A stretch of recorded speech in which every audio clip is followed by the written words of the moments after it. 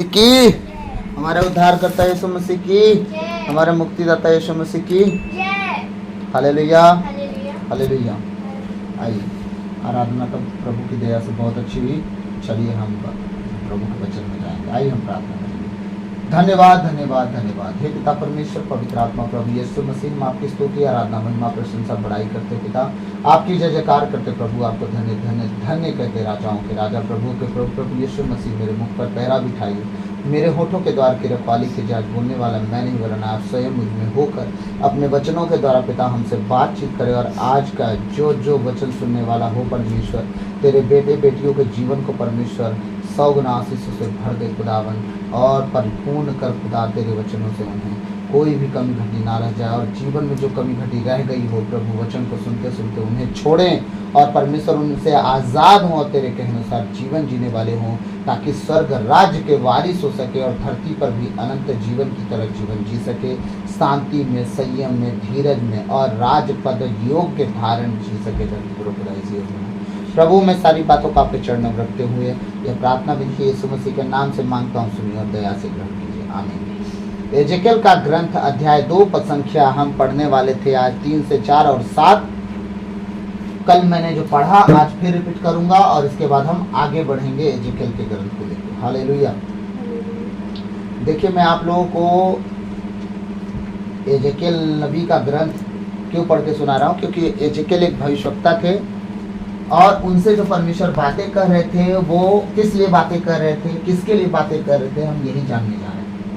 असल में एजेकियल नबी थे उन दिनों में, और परमेश्वर उनसे बातें कर रहे थे मनुष्य के पुत्र बोल के, और उन्हें भेज रहे थे किसके पास, इजरायली प्रजा के पास, कि उनके पास जाओ उनसे बातें कर, उनके पास जाओ उनसे बातें कर, उनके पास जाओ उन्हें मेरी बातें बता।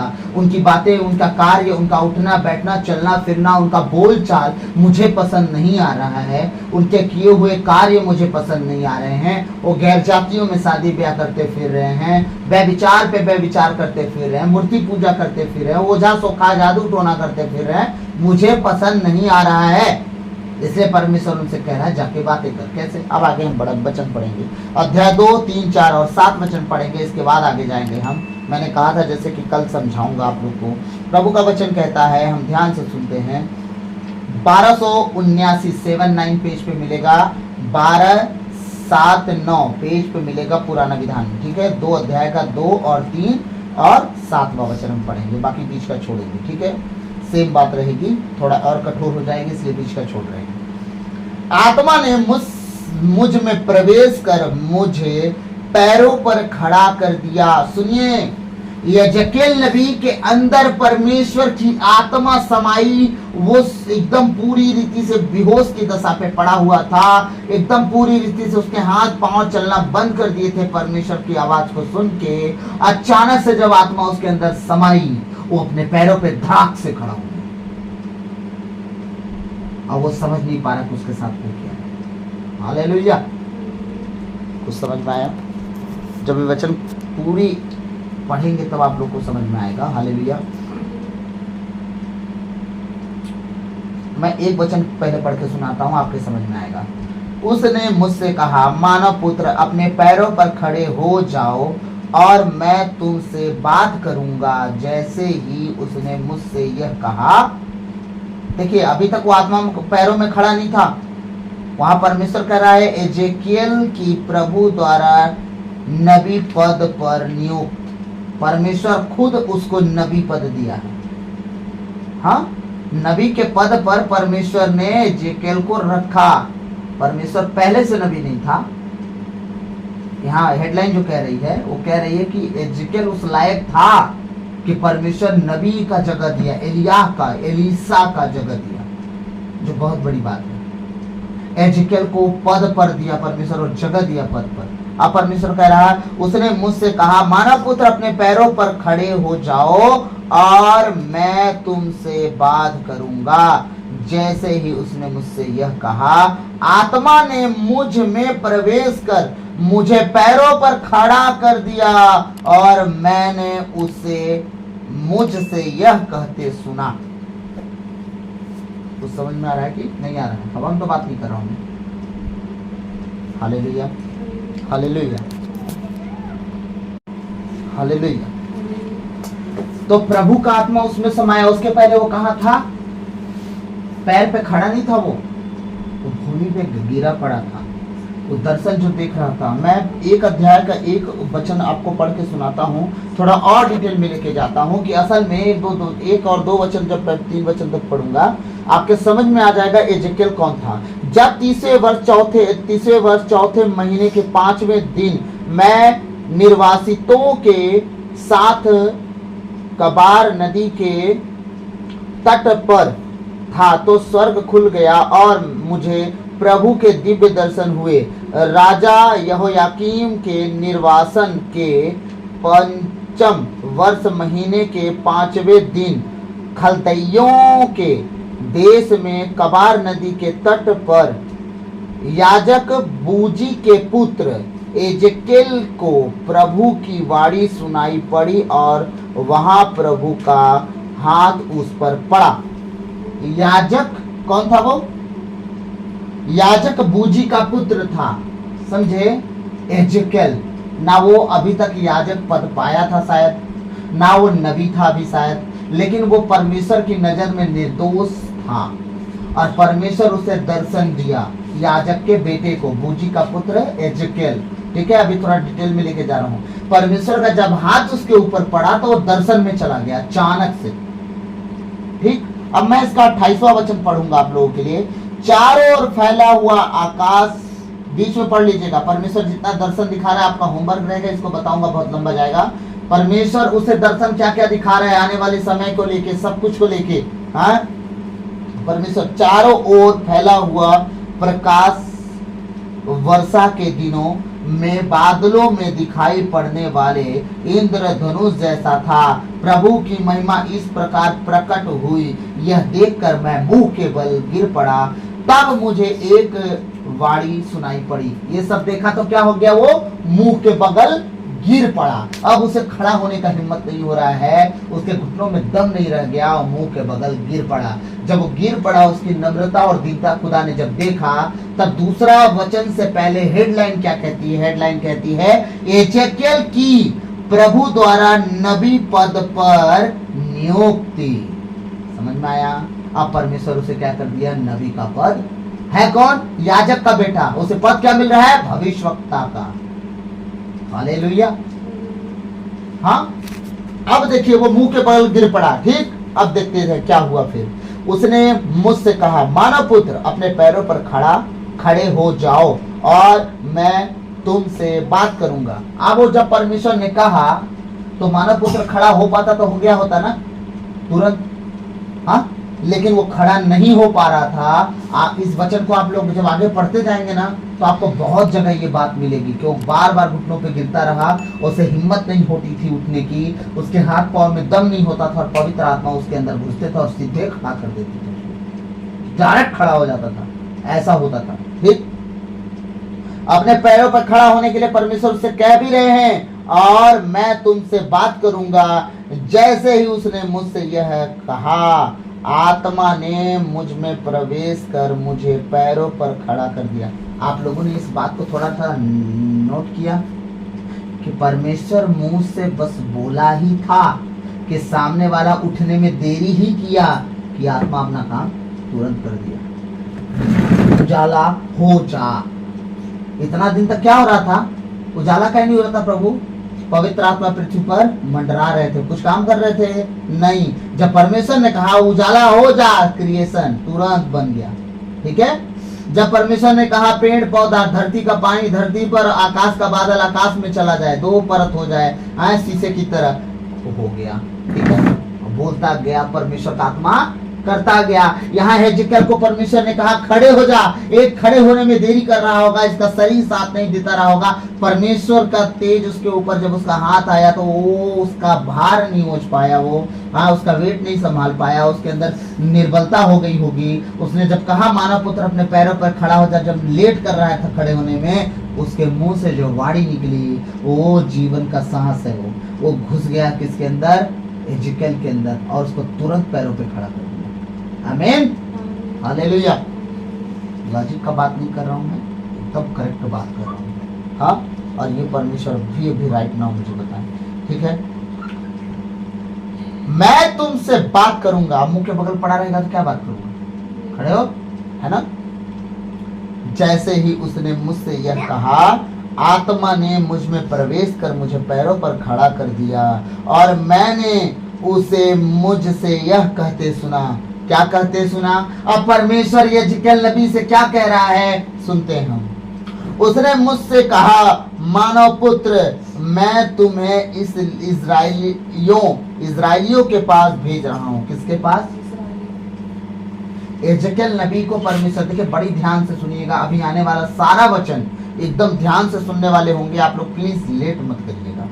हाँ, वचन सुनने के लिए बिल्कुल लेट मत करिएगा। अपने कान को सुनने में तत्पर और बोलने में धीरज धरिएगा। वचन सुनते समय वचन सुनिएगा, नहीं तो आपका यूट्यूब पे आना, वचन का खोलना आपके किसी काम का नहीं हुआ तो फिर मतलब क्या निकला, आपका टाइम वेस्ट करेगा। तो मैं जो कह रहा हूँ ध्यान से सुनिए। उसने मुझसे कहा, मानव पुत्र, मैं तुम्हें इजराइलियों के पास भेज रहा हूँ। किसके पास?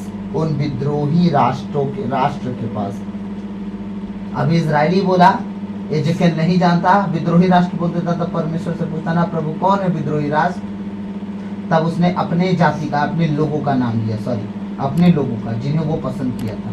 हाँ, अपनी नीच प्रजा जिसे बोलता है, ये मेरी नीच प्रजा है, मेरे अपने लोग हैं। हालेलुया। इनका दुख मेरा दुख, इनकी खुशी मेरी खुशी। अगर ऐसा ना होता यीशु मसीह अपनी जान न दिए होते। सही है? उनकी दुख खुदा की दुख, उनकी खुशी खुदा की खुशी। हालेलुया। इसलिए परमेश्वर कहता है, तो अपने सारे दुख मुझे दे दो, मेरी सारी खुशियां तुम ले लो। लेकिन जो खुदा से प्यार करता है वो खुदा के दुख को जानता है और खुदा उन्हें अपना दुख शेयर भी करता है। हाँ, अब परमेश्वर यजकेल नबी से अपना दुख शेयर कर रहा है। हाँ, आज के प्रचारक लोग जब इस तरह के सुसमाचार, आज आप 90% जब प्रचारकों से मिलेंगे ना, एक प्रचार करते हैं, ओ प्रभु बहुत दयालु है, अति करुणामयी है, धीरज से क्रोध करता है और दान देता है, ओ मांगो तो दिया जाएगा, ओ अफकोर्स देता है। लेकिन किसे देता है कभी किसी ने बताया ही नहीं यार। परमेश्वर के नियम, उसके आदेश, उसके वचन के अनुसार, उसके आज्ञा के अनुसार चलने वाले सारी आशीषें पाते हैं। सबके लिए धरा होता तो पूरे भारत में लगभग लोग वचन सुन चुके हैं। ठीक है, पूरी दुनिया के वर्ल्ड के लोग वचन सुन चुके हैं, सबको मिल गया होता। समझे? आज ही हमने सुना। हाँ, मेरी बहन फोन की, हम बात कर रहे थे मेरी दीदी से। उसने कहा भाई,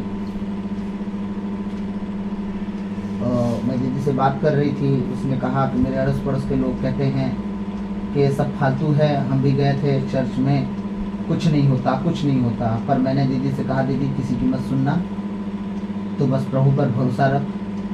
कुछ लोग ऐसा शिक्षा ही दे दिए हैं कि तुम आओ चर्च में ये होगा, आओ चर्च में वो होगा, आओ तुम ना खुदा को खुदा नहीं, खुदा को बाबा बना दिए यार। तुम बाबा के पास जाओ, झाड़ देगा वो।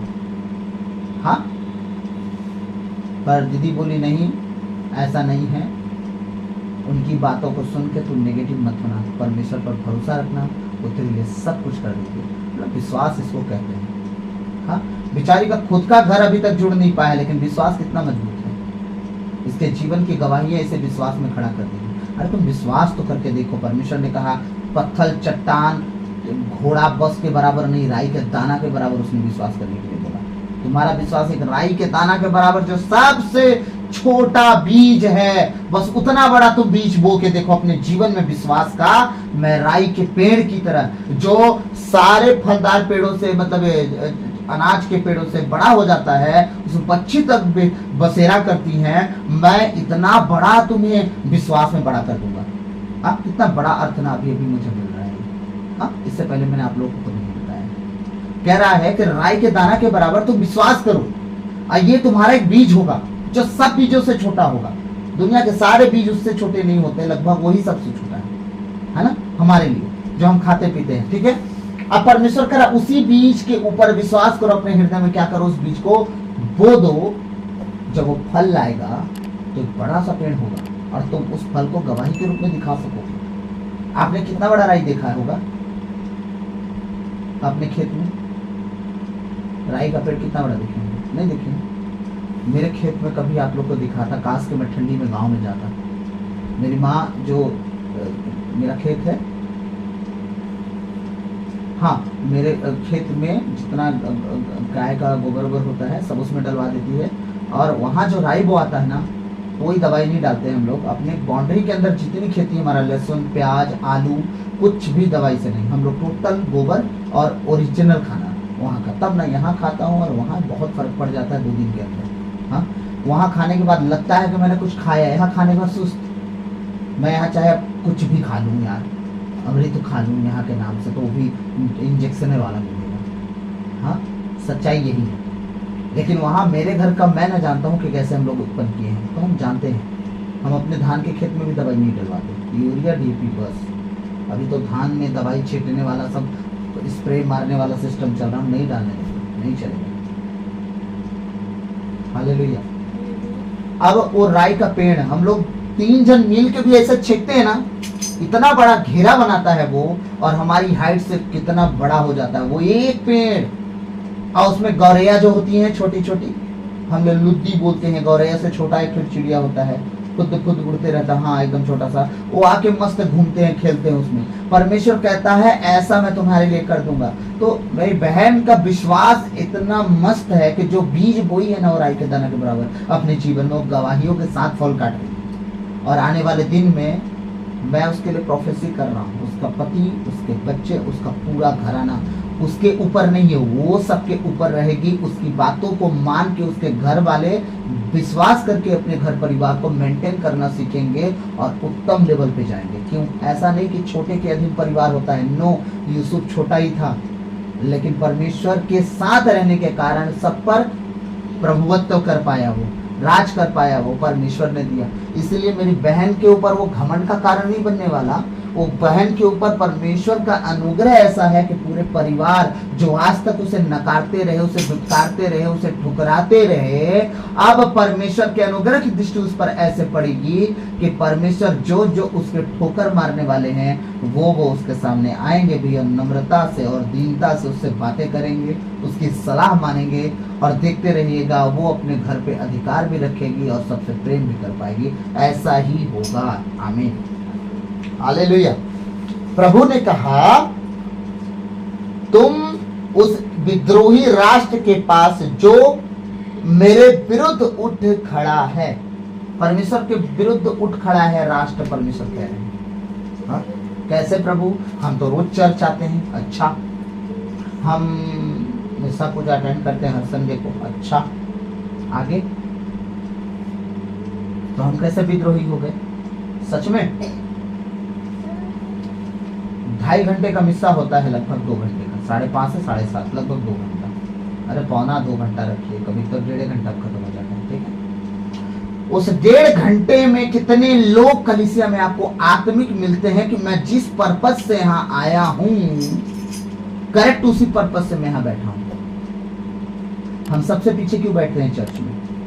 ताकि सबके बीच में घुस के उनकी नेगेटिविटी ना लें, इसलिए हम सबसे पीछे बैठते हैं। तो आप खुद सोचिए कि जितने लोग वहां बैठे रहते हैं, उस 1.25-2 घंटे 1.5 घंटे में कितने लोग आत्मिक रहते हैं वहां पे? 20% लोग तो परमेश्वर के दास का, उस अभिषिक्त का अंतिम आशीष तक नहीं लेते। उनकी इतनी जल्दी होती है कि बिना काम के घर भवन छोड़ के भाग जाते हैं। और भले जाके वहां ठेला में जाके डोसा बड़ा खाते रहेंगे, लेकिन अंतिम आशीष के लिए नहीं रुकेंगे। क्यों? फादर की आशीषों की जरूरत उनको थोड़ी है, वो तो आए हैं अपना संस्कृति पूरा करने। क्यों? हम क्रिश्चियन हैं, हमें प्रभु भोज लेना कंपलसरी है, बस प्रभु भोज मुंह में आ गया, हम क्रूस भी रास्ते में बना लेंगे, घुटना टेकने की जरूरत हमें ना है, खड़े खड़े भी बना लेंगे, रेंगते रेंगते भी बना लेंगे। उस परमेश्वर का आदर कहाँ हो रहा है? हाँ, इसलिए परमेश्वर उन्हें विद्रोही प्रजा कर रही है। बस एक पर्पस नहीं, अभी तो शुरुआत किया हूं मैं पर्पस का। पहला पर्पस तो आप लोग को बता ही दिया ना। अब शुरू करते हैं। अब कलीसिया से बंदा निकल गया बाहर, उनके बेटे बेटी, हमने कल ही पढ़ा, उनके बेटे बेटी हठ धर्मी हैं, उनके बच्चे हठ धर्मी हैं, सुनते ही नहीं है। हाँ, चर्च से बाहर निकले, किसी को तो पोटी नहीं आया तो सिगरेट पीना है, क्योंकि घर जाके पोटी भी करना है। सच्चाई तो यही है, माने ना माने, ठीक है। किसी को तो गुटखा खाना है, क्योंकि प्रभु भोज लेना था तो गुटखा खाते नहीं बना, तो खा लेता हूँ प्रभु भोज तब जाके गुटखा खाऊंगा। ठीक है ना, खटिया से उठ के आ गए हैं ना, मिस्सा में मम्मी लात मार के भेजी होगी। सच्चाई सुनते जाइए, फिर वो घर जाएंगे फ्रीज सुनगे। अब किसी को तो इतनी भूख लगी है, पता नहीं रात में कौन सा इंसान खाया भाई, क्या खाया वो खाना, कि उसको मतलब सवेरे अंतिम आशीष लेने का टाइम नहीं है और सीधे ठेला पर टूट पड़ेगा, जिसे कितने साल से खाना नहीं खाया बेचारा। पता नहीं मम्मी लोग क्या बना के खाना देती हैं, बालू पत्थर डालती हैं खाना में कि उसका पेट नहीं भर पाते रात में, कि थोड़ा सा पेशेंस रख ले, 7:30 बजे तक तो भाई रुक जा, अंतिम आशीष लेके जाके पूरा ठेला चबा जाना, तू टायर पंचर सब खा लेना है, थोड़ा सा रुक जा। नहीं है पेशेंस, क्यों? क्योंकि माता पिता ना उपवास करते हैं, ना उपवास अपने बच्चों को बना पाए। कि बेटा एक वक्त का उपवास रखना सीख, उपवासी जीवन बहुत महत्वपूर्ण होता है। तुझे वो पिंच करते रहता है कि तू आज उपवास है, तू गलतियों से आज दूर रहेगा, तू आज उपवास है, प्रभु के वचन में बैठेगा, तू आज उपवास है, तू संगति खोज कि आज तुझे संगति कहाँ मिलेगी, तू आज उपवास है, अपने घर में जाकर कमरा बंद कर और आराधना कर, आज तू उपवास है। वो उपवास तुझे बार बार कोंचते रहेगा, पिंच करते रहेगा। इसीलिए उपवास जरूरी है कि तुम्हें बताते रहे कि तुम उपवास क्यों हो और उपवास रह के तुम्हें क्या करना चाहिए। लेकिन माता पिता ने तो शिक्षा दिया नहीं। हाँ, तो परमेश्वर क्यों ना कहे हठ धर्मी प्रजा और उनके बेटे महाहठ धर्मी। जब माँ बाप ही नहीं समझ रहे खुदा को, बच्चे समझेंगे खुदा को? ठीक, अब बताइए, जब कलीसिया से निकलते से ये हाल है, पूरे 24 घंटा वो बच्चा क्या किया होगा? वो माता पिता क्या किए होंगे जो शिक्षा तक नहीं पता उनको कुछ? हाँ, 7 दिन वो क्या किए होंगे? अब मेरे सवाल का जवाब दीजिए। मैंने कहा ना शुरुआत था, अब जवाब दीजिए। वो 7 दिन बंदा क्या किया होगा और फिर 7वें दिन आके प्रभु भोज लेके सेम कंडीशन में घर गया होगा? बताइए, वो 7 दिन क्या किया होगा? पूरे सप्ताह क्या किया होगा?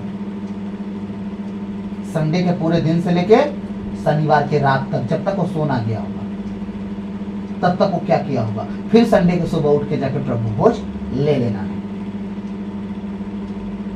अगर मैं गलत हूं, आप सबसे माफी चाहता हूं, मैं होता कौन बोलने वाला, लेकिन अगर मैं सच बोल रहा हूं तो कमेंट करके मुझे बुरा भला बोलने से अच्छा मुझे सराहे ना, अपने लोगों को कहें, बताएं, मैसेज भेजें, वचन सुनाएं कि देखो कुछ सही नहीं चल रहा है, खुदा की नजर में तुम सब ठीक नहीं कर रहे हो, क्योंकि तुम यहाँ रिवॉर्ड लेने के लिए थोड़ी जी रहे हो। धरती पर तुम्हारा नाम हो ना हो कोई फर्क नहीं पड़ता।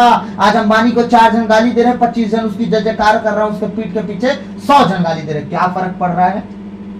तो आप कौन से बिल गेट्स अंबानी हो भाई, क्या आपको फर्क पड़ जाएगा कि रोहित सिंह ने कुछ कहा? पहले ये देखो कि आपको खुदा कुछ कहता है, इस वचन के द्वारा आपसे वो बात कर रहा है, मेरे होठों से, मेरे शब्दों से क्या आपको छड़ी पड़ रही है?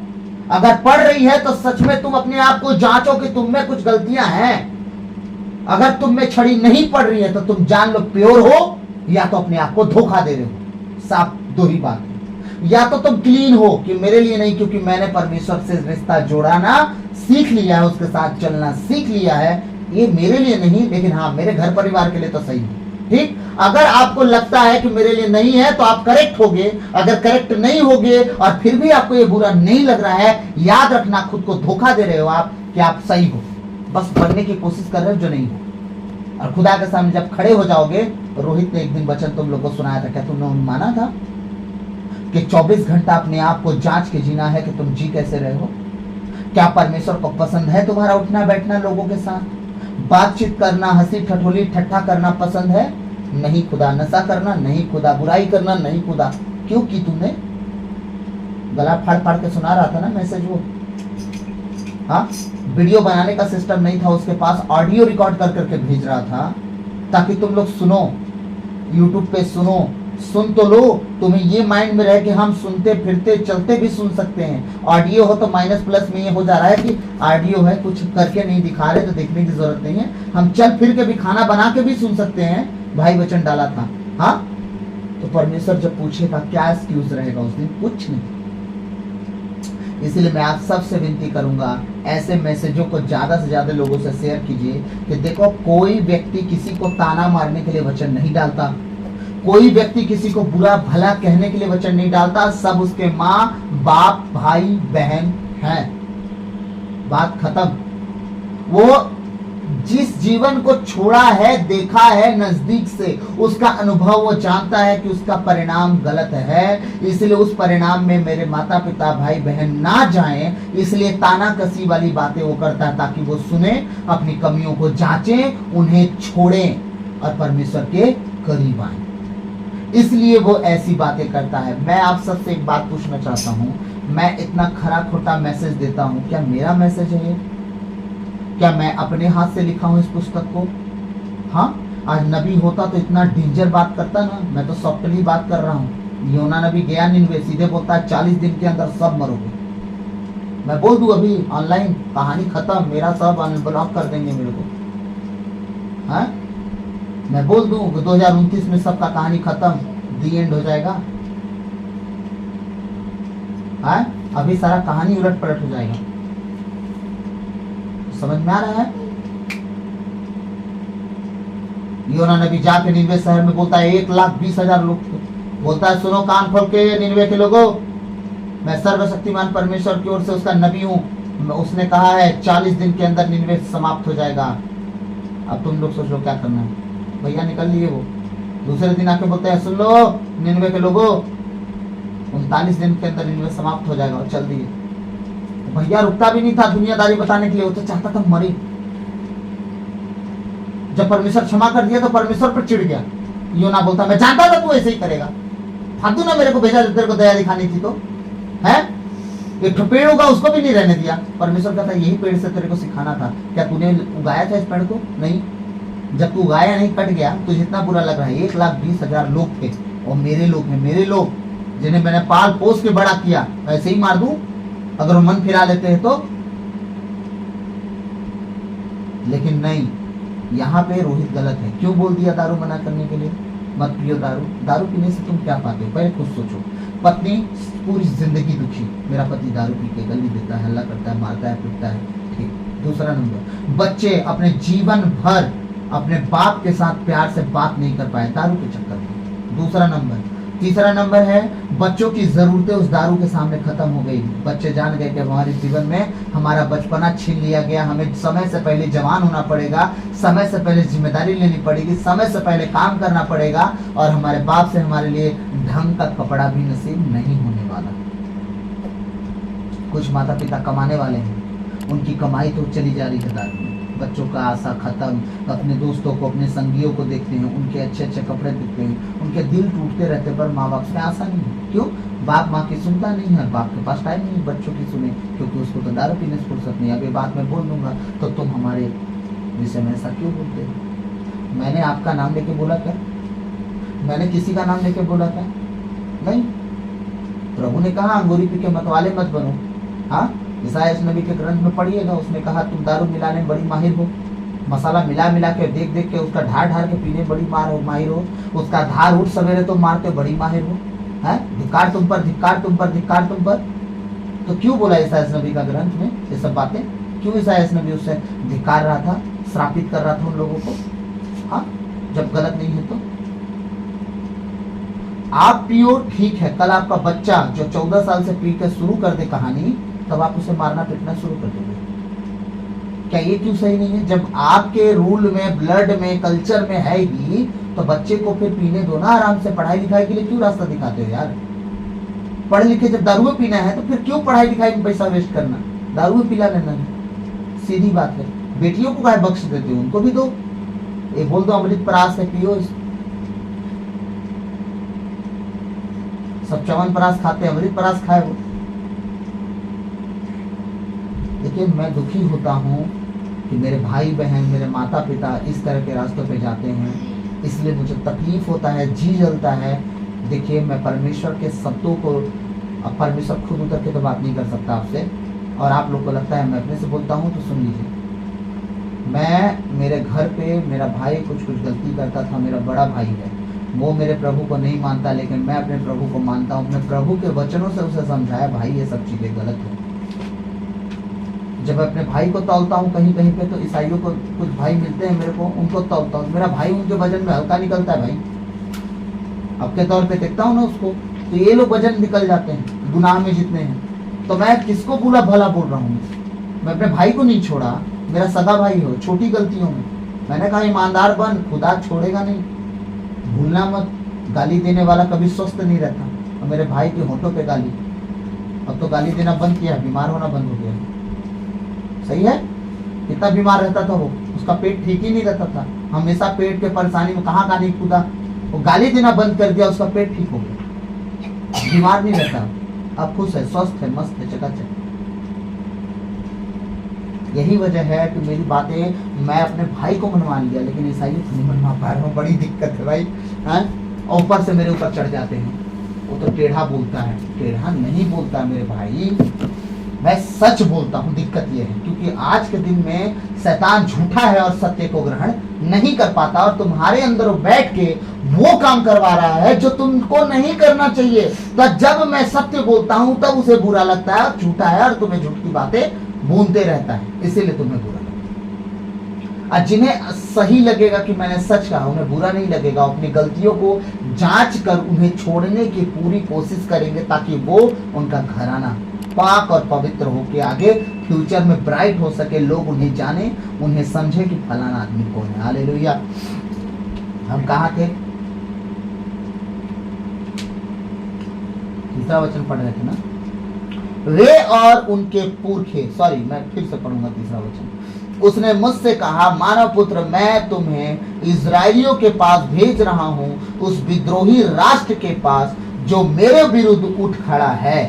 कैसे उठ खड़ा? नहीं पे अटक गए, फिर से आगे, फिर वचन में प्रभु कुछ मुझसे बात कर रहा है। सप्ताह भर आपने जो किया वो आप दर्शा रहे हो कि यीशु मसीह मेरे जैसा है। क्यों? क्योंकि खुदा ने तुम्हें अपना प्रतिरूप बनाया, अपने जैसा हूबहू बनाया। तुम कौन हो? परमेश्वर की रचना हो। तुम्हें जब कोई कुछ बोलता है, परमेश्वर की रचना को बोलता है। इसका मतलब अगर परमेश्वर की रचना गांजा पी रही है, सिगरेट पी रही है, दारू पी रही है, तो परमेश्वर को तुम प्रेजेंट कर रहे हो। तुम्हारा खुदा ईसाइयों का परमेश्वर जैसे ही है, सब छूट है उनमें।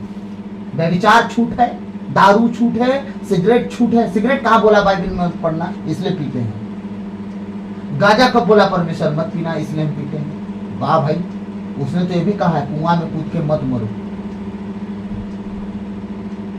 लिखा है उसमें कहीं पे बाइबल में? नहीं ना, कि कुआं में कूद कर मर जाओ, लिखा है कहीं? नहीं ना, तो फिर क्या कोई कूद के मर रहा है? नहीं ना। इसका मतलब क्या है? आपको एक एक बात समझाने की जरूरत नहीं, बहुत सी बातें हैं जो आपको समझ में आती है। ज्यादा ज्ञानी और ज्यादा दिमाग लगा के बातें मत करो। काना के विवाह भोज में अंगूरी पानी से दारू बना था, ठीक है। यीशु मसीह ने अंगूर पीस पीस के पेड़ पेड़ के दारू नहीं बनाया था, ठीक। अब बना सकते हो तो बनाओ, पानी का उबालो, खौलाओ, जो करना है करो, बना के दारू पी लो पानी से। हालेलुया।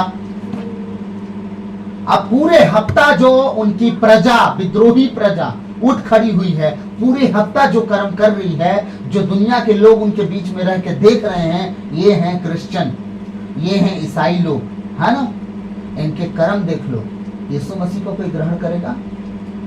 पहले जो ये याद रखिएगा, आज हमारी सिस्टर जो दोनों बहनें हमारी वहां हैं इटली में, हाँ याद रखिएगा, वो बुनियाद हैं जहां प्योर मसीहियत चल रही थी, जहां मसीहियत स्ट्रगल कर रही थी, जहां घुटनों पे मसीहियत चल रही थी। याद रखिएगा, तब वो सिस्टर हैं, तब की जितनी कलीसियाएं, चर्चेस, जमीन, प्रॉपर्टी दिख रही है ना, वो घुटनों पर कलीसिया जब चल रही थी ना, तब की है।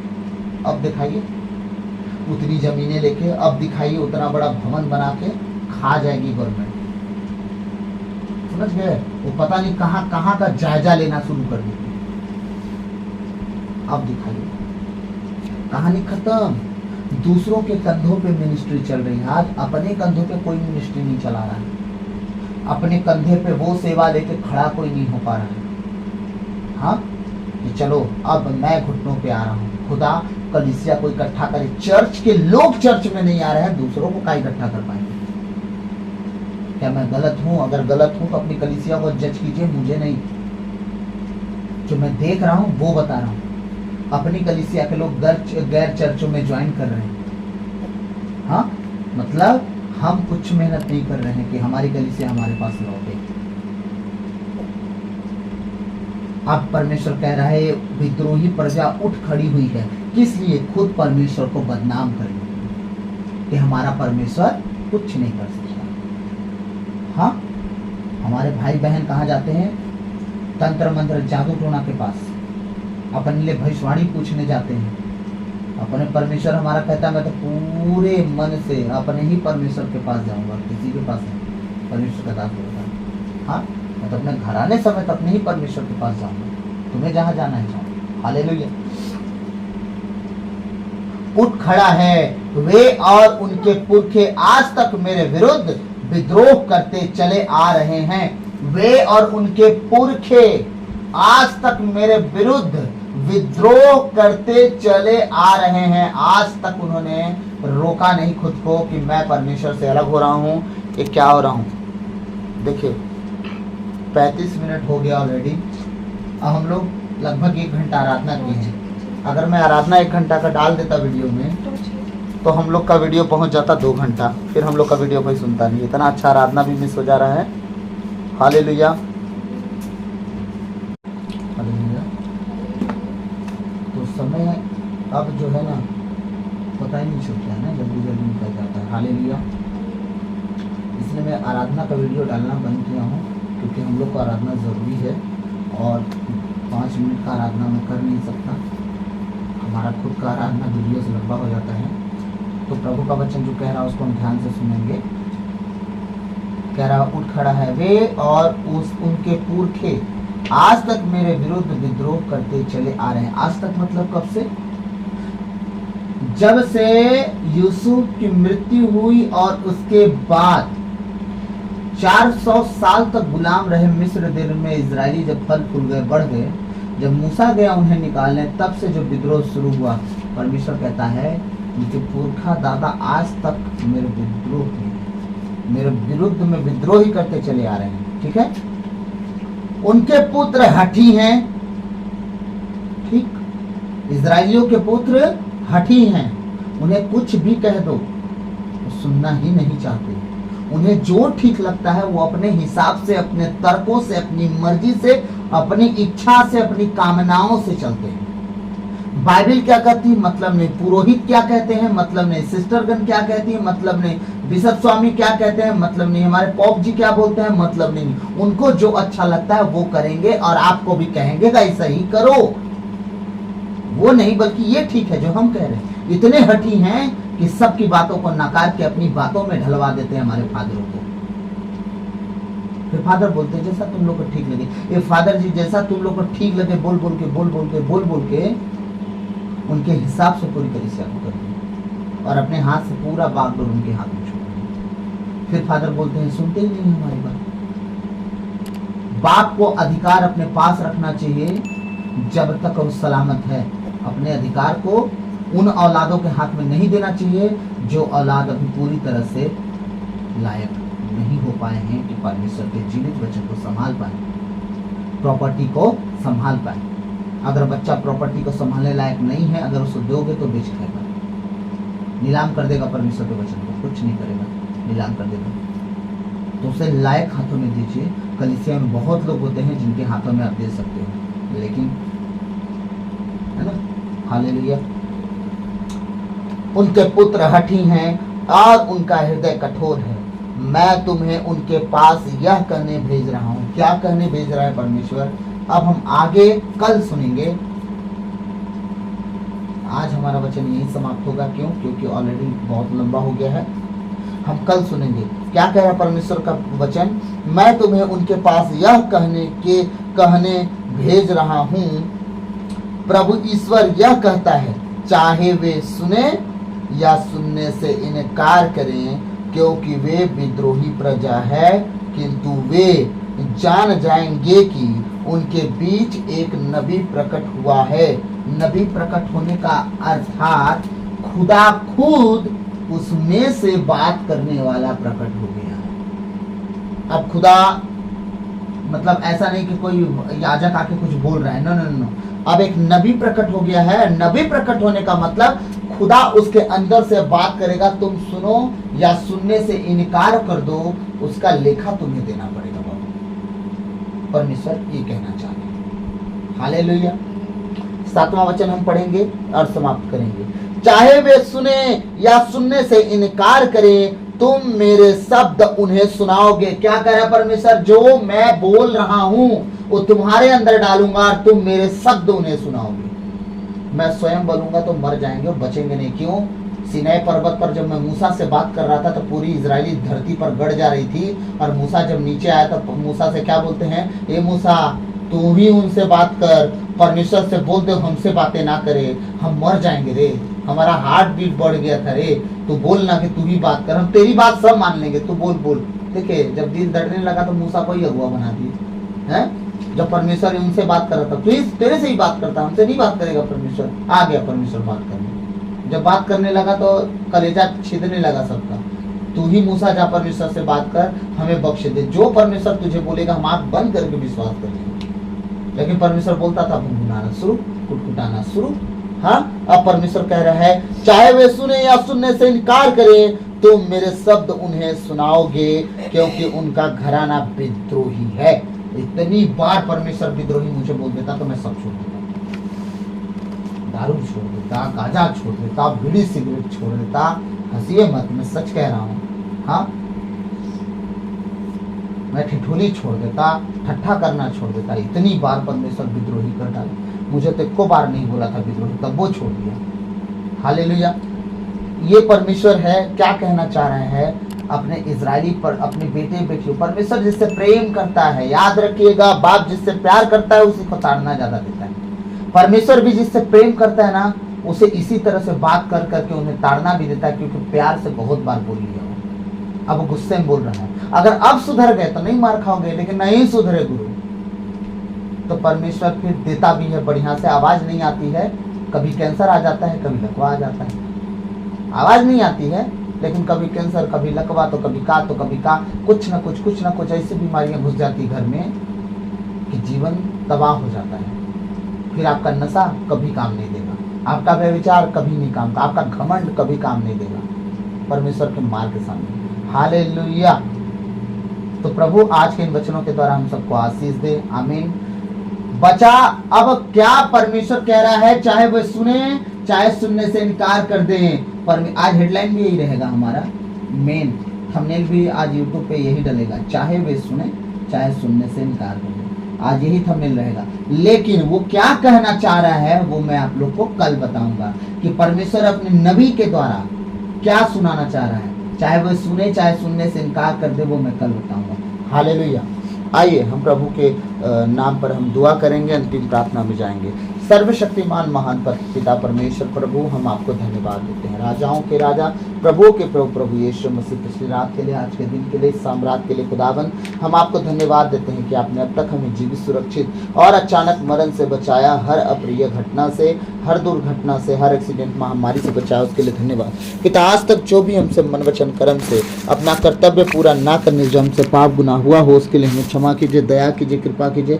हमें दंड ना दीजिए, हमारे कर्ज गुनाह अपराध क्षमा कीजिए, ताकि हम आपके कहे अनुसार जीवन जिए, पाप गुनाह से दूर रहें, पवित्रताई और खराई में चल सके। इस योग बनाइए इस घर को, अपने आप को, अपने छोटे से परिवार को, अपने घर घराने को प्रभु आपके बलवंत हाथों देता अपने लहू में छुपा। खुदावन कोई भी दुष्ट की उक्तियां, दुष्ट की बातें, दुष्ट का अगर हमारे जीवन, हमारे शरीर, प्राण, मन, विचार, घर परिवार में काम ना करे, अपने लहू में छुपा। खुदावन परमेश्वर पिता मैं प्रार्थना करता हूँ जितने मेरे आत्मिक बच्चे हैं खुदा, बेटे बेटियां हैं परमेश्वर उन सब के लिए मैं प्रार्थना करता हूँ। ओ परमेश्वर खुदावन तूने कहा है परमेश्वर अपने भक्तों के चारों ओर स्वर्गदूतों का डेरा लगाता है। खुदा मैं प्रार्थना करता हूँ जितने मेरे सन डॉटर हैं परमेश्वर, उनके जीवन में स्वर्गदूतों का खुदावन अपने ओ परमेश्वर उन प्रधान दूतों को लगा। खुदा कोई भी शैतान की चाल उनके जीवन, उनके शरीर, प्राण, आत्मा, मन, विचार में काम ना करने पाए, वो बचे, उनका घराना बचाया जाए यीशु मसीह के नाम से। आज जितने वचन सुनने वाले हैं परमेश्वर यूट्यूब पे, उन सब के हृदय को, उनके कानों को शुद्ध करना, उनके मन हृदय को पाक और पवित्र करना, ताकि कोई भी नेगेटिविटी की आत्मा उनके मन विचारों को भटकाने ना पाए। ओ परमेश्वर पिता मैं प्रार्थना करता हूँ सही मन सही चित्त लगा के इस वचन को नेगेटिव ना लेके परमेश्वर वरन पॉजिटिव लेके चलें। खुदावन ये वचन उनके जीवन के लिए, उनके घर परिवार के लिए उत्तम ठहरे यीशु मसीह के नाम से। खुदावन मैं तुझसे प्रार्थना करता हूँ। ओ प्रभु आने वाला समय खुदावन तेरे लोगों का हो, आने वाला दिन तेरे लोगों का हो।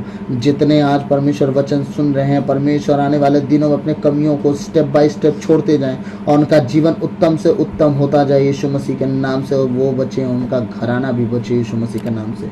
सारी आदर गौरव महिमा जलाली इज्जत नाजरत के यीशु मसीह के मीठे और मधुर नाम से बाप आपसे मांगते हैं, सुनिए और दया से ग्रहण कीजिए, आमीन।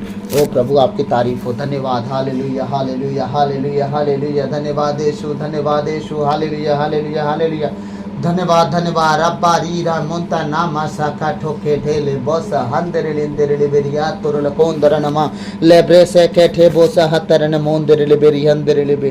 थैंक यू लॉर्ड जीसस, धन्यवाद धन्यवाद धन्यवाद धन्यवाद धन्यवाद यीशु, धन्यवाद यीशु, धन्यवाद यीशु, हालेलुया हालेलुया हालेलुया। प्रभु आपकी तारीफ हो, तारीफ हो, तारीफ हो, महिमा हो, प्रशंसा हो, बड़ाई हो, पिता आपकी जय जयकार हो। धन्यवाद धन्यवाद धन्यवाद। हे पिता परमेश्वर पवित्र आत्मा प्रभु यीशु मसीह, आप ही की स्तुति और आप ही को अनंत काल तक धन्यवाद धन्यवाद की विनती यीशु के नाम पर बप्ता आपसे मांगते हैं, सुनिए और दया से ग्रहण कीजिए, आमीन आमीन। प्रभु की विनती, हे पिता हमारे, तू जो स्वर्ग में है, तेरा नाम पवित्र किया जावे, तेरा राज जावे, तेरी इच्छा जैसे स्वर्ग में है वैसे इस पृथ्वी पर भी पूरी होवे। हमारा प्रतिदिन का आहार आज हमें दे और हमारे अपराध हमें क्षमा कर जैसे हम भी अपने अपराधियों को क्षमा करते हैं, और हमें परीक्षा में न डाल दे परंतु बुराई से बचा, क्योंकि राज और पराक्रम और महिमा सदा तेरी ही है, आमीन। रोज का चिन्ह पिता पुत्र पवित्र आत्मा के नाम पर, आमीन। प्रभु खूब आशीष दे, जय श्री जय श्री जय Shri. God bless you all. परमेश्वर बहुतायत से आशीष दे आप सबको। जय यीशु।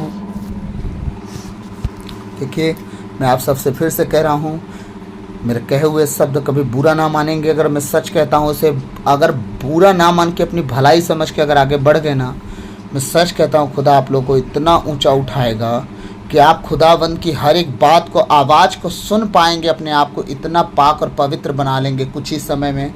मैं थोड़ा थोड़ा करके आप लोगों को मैं चाहता हूँ उस जगह पे खड़े हों जिस जगह पे मूसा था, उस जगह पे खड़े हों जिस जगह पे हारून था, उस जगह पे खड़े हों जिस जगह पे दाऊद था, उस जगह पे खड़े हों जिस जगह पर उसका बेटा सुलेमान था, उस जगह पे खड़े हों जहाँ पे प्रभु यीशु के 12 चेले थे। आप परमेश्वर को सुने, इससे बड़ी बात आपके जीवन में कुछ नहीं हो सकती। दुनिया का हर एक व्यक्ति इंसान के लिए भूखा प्यासा रहता, कोई उससे मिले फोटो खिंचवाए, लेकिन आप सोचो जगत के रचयिता की बात आप सुनने लगो, इससे बड़ी बात आपके लिए क्या होगी। बस मैं यही चाहता हूँ कि अपने जीवन में खुदा का अनुभव आपके पास हो, आप उसे सुन सके, समझ सके, इस योग बने। तो प्रभु आप सबको आशीष दे, आप बच्चे, आपका घराना बचा जाए। सबको कुछ जय सु। हम कल मिलेंगे सेम टाइम सेम प्लेस, और हर एक बात को लेके जो आज मैंने कहा उसको दोहराते हुए कल हम फिर मिलेंगे। तो प्रभु खूब आशीष दे। God bless you. सबको जय यीशु।